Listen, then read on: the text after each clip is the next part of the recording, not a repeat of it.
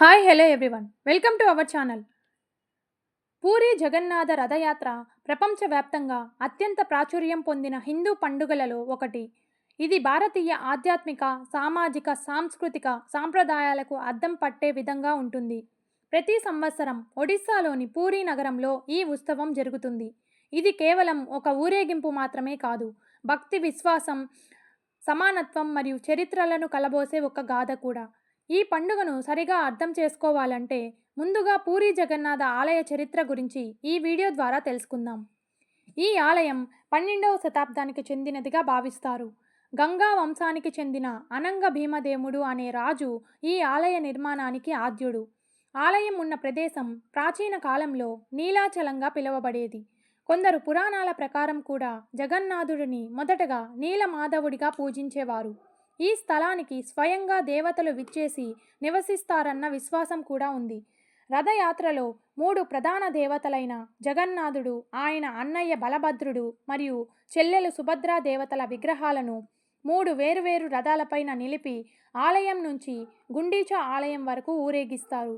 ఈ గుండీచా ఆలయాన్ని జగన్నాథుని యొక్క మేనత్తగారి ఇల్లు అన్న భావనతో చూస్తారు. ఈ ఊరేగింపులో లక్షలాది మంది భక్తులు పాల్గొంటారు. దేవతల రథాల తాళ్లు లాగడం అంటే భక్తులకు మోక్షానికి మార్గం అని విశ్వాసం.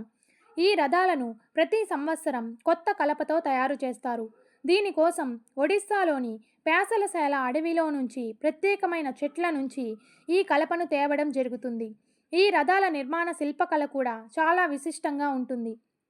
ఈ 3 రథాలలో జగన్నాథునికి సంబంధించిన రథం పేరు నందిఘోష రథం. ఇది సుమారు 45 అడుగుల ఎత్తులో ఉండి 16 భారీ చక్రాలను కలిగి ఉంటుంది. ఈ రథానికి ఎరుపు మరియు పసుపు రంగుల దుస్తులు అలంకారంగా ఉంటాయి. బలభద్రుడి రథం పేరు తలధ్వజ రథం. దీని యొక్క ఎత్తు సుమారు 44 అడుగులు కాగా ఇందులో 14 చక్రాలు ఉంటాయి. దీనికి నీలం, పచ్చ రంగుల అలంకరణ ఉంటుంది.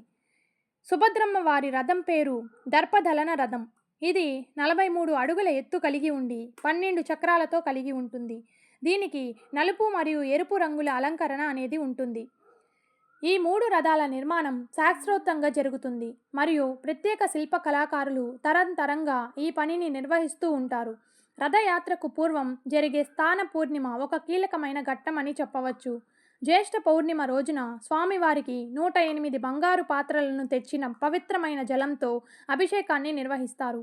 దీని తర్వాత స్వామివారు అనారోగ్యానికి గురి అవుతారన్న విశ్వాసంతో ఆలయాన్ని 15 రోజుల పాటు మూసివేయడం జరుగుతుంది. ఈ కాలాన్ని అనాసర కాలం అని అంటారు. ఈ సమయంలో స్వామివారు సేవలను నిలిపివేయబడుతుంది. తేనె, పాలు, పండ్లతో నైవేద్యాన్ని అందించబడుతుంది. ఆలయంలో సంగీత నృత్యాలు కూడా ఆపివేయబడతాయి. తర్వాత స్వామివారు కోలుకున్న దానికి సంకేతంగా జయగంటలను మోగించడం జరుగుతుంది. తర్వాత స్వామివారు రథాలపై గుండీచా ఆలయానికి బయలుదేరుతారు. ఈ యాత్రకు శుభారంభ ఘట్టం ఈ జయగంటలు మోగడం అని చెప్పవచ్చు. రథాల తాళ్లను లాగడం, దారి పొడవునా హారతులు ఇవ్వడం, భక్తి గీతాలు ఆలపించడం వంటి కార్యక్రమాలు జరుగుతాయి. ఈ యాత్ర సుమారు 9 రోజుల పాటు కొనసాగుతుంది. అదే రోజు దేవతలు తమ ఆలయానికి తిరిగి చేరుకుంటారు. దీనిని బహుడా యాత్ర అని కూడా అంటారు. ఈ ఉత్సవం చరిత్రలో కొన్ని ప్రముఖమైన సంఘటనలకు వేదికగా నిలిచింది. ఈ ఉత్సవం ఎందుకు అంత ప్రత్యేకమో చెప్పాలంటే ఇది కుల, మత, వర్గ భేదాలను పోగొట్టే ఒక భక్తి సమాచారం. జగన్నాథుడు కేవలం ఒక దేవత మాత్రమే కాదు, సమానత్వానికి కూడా ప్రతీక. ఈ వీడియో కనుక మీకు నచ్చినట్లయితే లైక్ చేసి అలాగే షేర్ చేయండి. మరిన్ని ఇలాంటి ఇంట్రెస్టింగ్ వీడియోల కోసం నా ఛానల్ని సబ్స్క్రైబ్ చేసుకోండి. Thank you for watching.